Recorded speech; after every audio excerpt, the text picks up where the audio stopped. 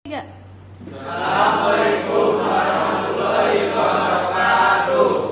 Assalamualaikum warahmatullahi wabarakatuh. Waalaikumsalam warahmatullahi wabarakatuh.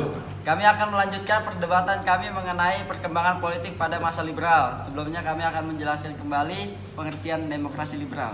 Demokrasi liberal adalah sistem politik yang menganut kebebasan individu secara konstitusional. Ini dapat diartikan sebagai hak-hak individu dari kekuasaan pemerintah. Seperti minggu kemarin telah diperdebatkan, yaitu pergantian kabinet sebanyak 7 kali dalam 9 tahun merupakan angka yang besar dan membuat para warga tidak percaya dengan kepemimpinan para kabinet yang ada pada saat itu. Biar saya beritahu prestasi apa yang dicetak oleh kabinet-kabinet ini yang berdampak sangat baik dan besar dalam dunia perpolitikan Indonesia. Kita mulai dari yang pertama, kita bisa lihat dari kabinet Natsir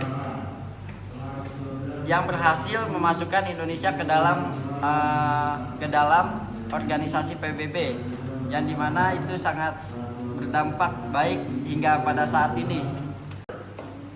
Ya. Kan emang benar ya kalau misalnya kabinet Natsir berhasil menjadikan Indonesia sebagai salah satu anggota PBB. Tapi ini menurut buku Perjuangan Politik Bangsa oleh Dr. Anwar Harjono, di situ dituliskan bahwa kabinet Natsir itu gagal menyatukan kembali Indonesia dengan Irian Barat. Kan itu jadi sebuah pertanyaan dong, kenapa bisa dia gagal? Terus seharusnya dengan bantuan PBB, kabinet Natsir dapat lebih mudah untuk menyingkirkan Belanda. Terus dia juga bisa menyatukan Irian Barat dengan Indonesia lagi dong. Permasalahan Irian Barat dengan Indonesia tidak menjadi mudah dengan bergabungnya Indonesia ke dalam PBB. PBB sudah memberikan banyak upaya untuk Indonesia agar Irian Jaya mau bergabung lagi ke Indonesia. Namun ini merupakan program kerja yang dijadikan program kerja oleh setiap kabinet. Jadi tidak bisa ditimpa ke semua kabinet Natsir.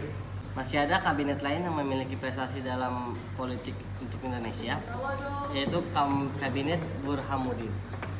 Ia pemilu pertama tahun 1995 di tahun Indonesia.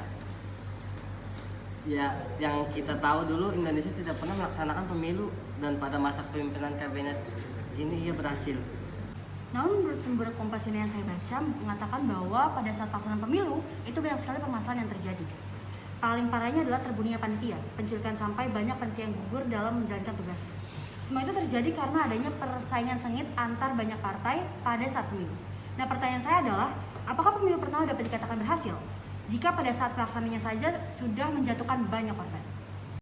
Kan ada salah satu ciri-ciri dari demokrasi liberal yang ada di Indonesia, yaitu pemungutan suara melalui pemilu dalam periode tertentu secara rahasia.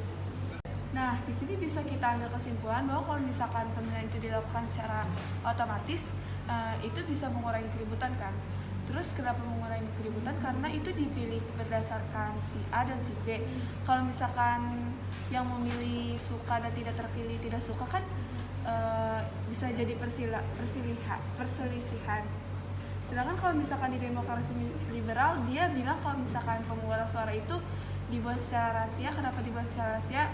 Karena itu menurut saya lebih meminimalisirkan perselisihan, lebih aman aja. Izin instruksi, bukankah bahkan pemungutan secara rahasia dapat menjadikan proses dari pemilu sendiri tidak transparan? Akan banyak kebohongan yang terjadi selama proses pemilihannya dong. Ya, bukankah pemilu yang tidak diadakan serentak ini dapat memicu kericuhan? Banyak panitia yang tewas karena menjalankan tugasnya ini, dan karena pemilu yang diadakan tidak serentak, aman dan transparan itu kepada masyarakat. Bahkan pemilihan yang rahasia yang dapat menjadi keselamatan para paslon, panitia juga warga yang memilih. Izin instruksi.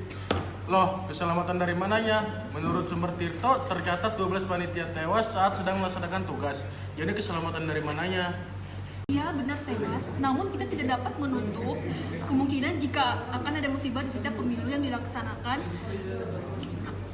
dan tewasnya para panitia dalam musibah yang terpenting kita mendapatkan hasil dari pemilunya itu empat partai suara terbanyak, ada partai PNI, Mas Yumi, NU, sama PKI.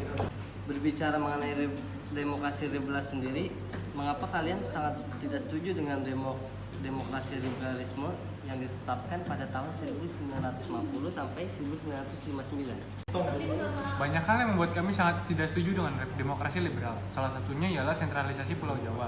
Nah, sentralisasi Pulau Jawa ini mengakibatkan banyaknya pemberontakan yang terjadi di Indonesia.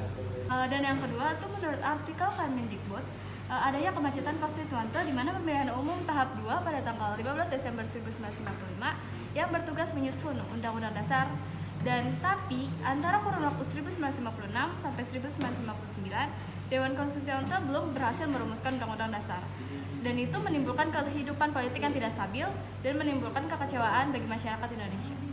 Inilah hasil dari video perdebatan dari kelompok kami tentang pro dan kontra pada saat demokrasi liberal. Wassalamualaikum warahmatullahi wabarakatuh.